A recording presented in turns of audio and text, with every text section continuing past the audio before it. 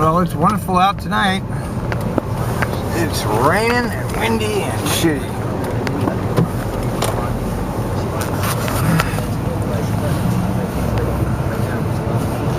I think we'll take Burnside today.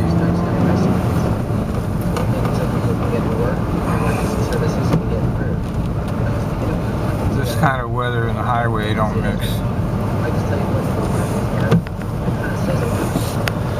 Now, if we can just get out of here, this is a crapshoot here on this little turn here. Get some bozo who tried to go left up here, and they try to jump over to St. Clair is what they tried to do, and so that presents a problem because you involve these people that are constantly walking here. Yeah, a couple of unfounded rumors today. One was, well, I guess there's one unfounded, that they were going to picket John Hunt's office and to protest his methods of handling union business. Look at the traffic. Whoa. Well, we'll just take our time here.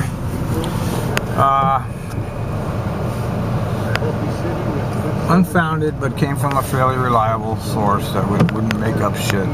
And I know that there's been a lot of people that have been really pissed off about John, though, so there's no mistaking that. That's the honest truth. And there's a lot of people that are not happy with John's performance as community president. And this latest, going off to Romania in the middle of a budget. I mean, come on, jeez, and it's all nice to have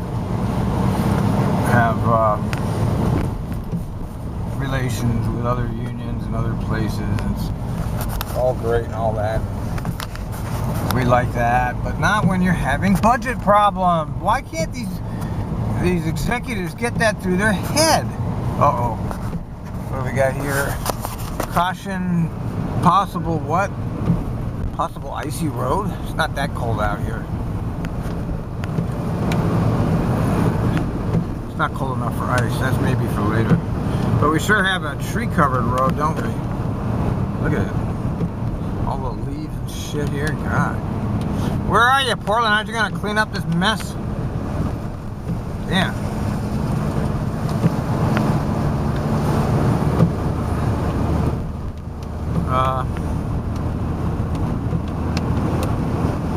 Yeah, so it wouldn't surprise me that people would be pissed off about maybe possibly thinking about. A lot of people wanted John to go.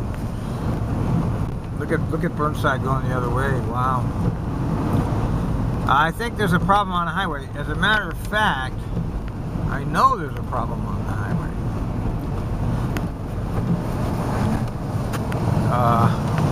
That's going eastbound. I checked the traffic reports, and it was bad. See, look at the line of traffic coming down the Burnside Hill.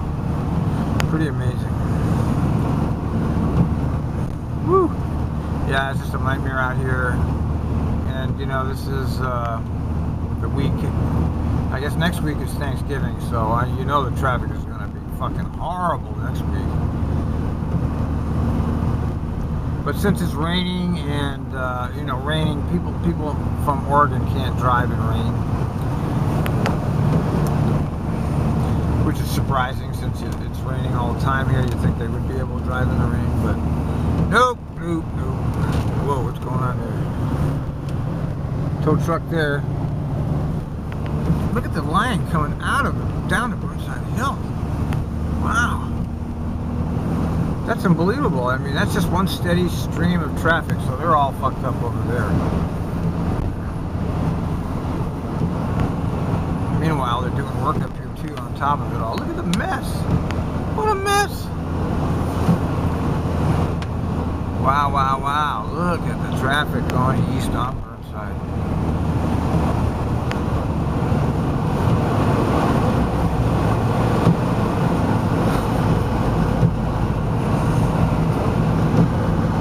Something.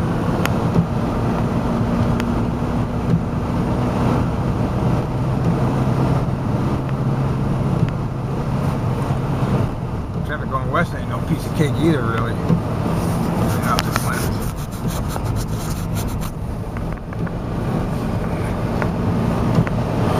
I would say that this qualifies as an actual serious traffic jam, wouldn't you? They thought they were going to save some time traveling on Burnside to go east. I think they were mistaken. At least it's moving. It looks like it's moving, but it won't be moving when they approach 23rd. It will all be backed up there because that's where you get the lights start coming in. Boy, it looks different up here though, doesn't it, when you can't see where you're going? Okay, we're going to get over here and take our turn. If we can get across here, this might not be easy to do tonight because we have this long line of traffic here. This could be a problem. I might have to go on down. No, I got to get over here. I've got to get over here because there's no other way to go.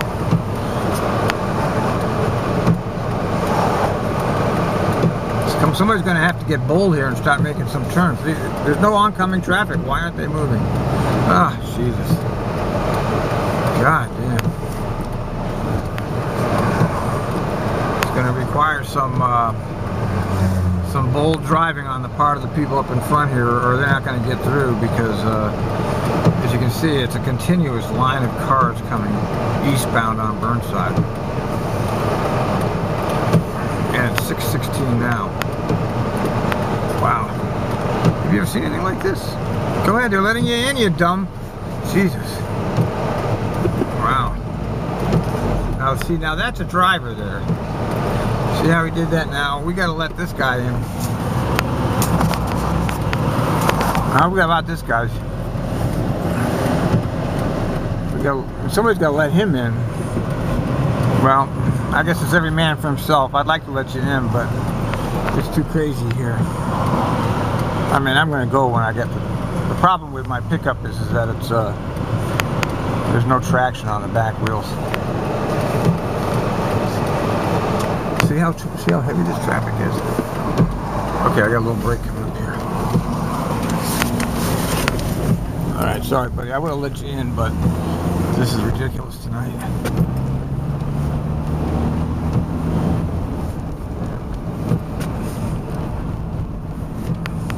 And look at the roads are just covered with leaves too, so you know it's extra slippery out here.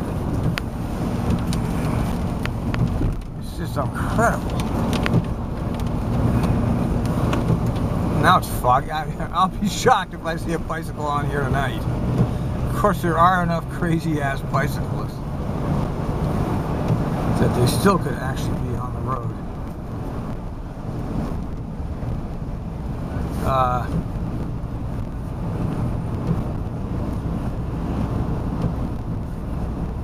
Well, there was a story out of, I think it was Ottawa. It was either Ottawa or Toronto, about a bus driver that just walked right off the job after a passenger started demanding answers about why he was 40 minutes late. And then I've had that happen where people have all said, okay, everybody call in on this guy. I've had that happen to me once. And the driver just reached his limit and he walked off. And he'd had reached his emotional breaking point. You see, people, it's so easy to pick on a bus driver now. It's like become part of the culture. Pick on the poor ass, hapless bus driver. Everything is his fault. And the stresses of this job just crack you. And I've been talking about it forever. The stresses of the job crack people. You actually will crack under pressure and do things that you generally would never do in your life, but because you've been subjected to so much pressure, you finally succumb to that pressure, and you end up like leaving your bus running while you're leaving the scene. I've heard of that happening before. That's not such an unusual thing, although the driver did come back and pick up his bus and take it back to the garage. And they're all apologizing. We're sorry for our driver. Well, all the drivers really should walk out in sympathy, really. I mean, it's the kind of thing that requires a group action, you know what I mean? You need a lot of people to stand together when you're getting severe pressure. If all the drivers walked out over that incident, that would show the management who's really boss. If they say, okay, we're not taking this shit anymore, and we're walking out too, then that would kind of change things a little bit around the way things are handled. Look at eastbound, what a mess. What a fucking mess. Geez, I gotta be going up that soon. Well, I won't be getting them. See, now you know why they put in a 40-minute recovery time.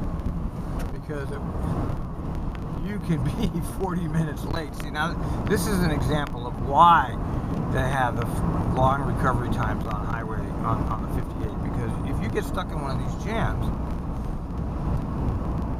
and before they had the long recovery time programmed in, drivers would get caught in one of those, and the schedule would be gone for the rest of the night. That's it. The bus was never on time. Because if you get stuck 20, 30, 40 minutes in a traffic jam, and you've got a 10-minute layover, you're 30 minutes late, and then to say you get stuck again in it, well, there's your schedule out the window. And I've had routes like that. You just cannot keep it on time. Anyway, this poor guy walked out, and you know, now he's the subject of the news media. Not unlike our baby bus driver. The only thing the baby bus driver did wrong was that the people hate her guts. If she had been a little bit more tolerant of the passengers, I don't think that situation would have ever happened. I really believe that. You know, if you don't treat people well, they will conspire to get you. And they will get you eventually, or they'll make your life miserable. Anyway, the article was interesting, and it shows you what we have to put up with. I mean, look what I have to put up with tonight. I'm going to come out here in this miserable, shitty condition, and I'm going to assume responsibility for that transit bus and all the people on that transit bus. And I have to put up with whatever consequences occur while I'm up behind the wheel there. There's no way to know. You see what kind of conditions we're driving in here right now? I mean, I'm driving my car in these conditions and I'm nervous. Now I'm going to be in the bus and all the people getting on and off. It's going to be a mess on the highway, and there'll be mad people because they're late. Is it worth it? No, I say don't ever become a bus driver nowadays. Back in the day, you couldn't make a complaint about a bus driver. It's like, tough shit. This is what you get for your $2 and a nickel. If you don't like it, take a fucking cab. Okay? This is not personal service. It's transit, and transit's tough. The people on transit are tough. The drivers on transit are tough. And it's not always reliable, okay? But in the recent culture mania, the driver has been turned into the enemy, and some of that has to do with the attempts to break the unions, portraying the unions as protecting the very bad drivers, and therefore the unions should be dismissed along with the bad bus drivers. And this is what's happening today. See, it's a completely different environment for bus drivers today than it was 20 years ago, 30 years ago. Completely different. It's not the same kind of world for us here.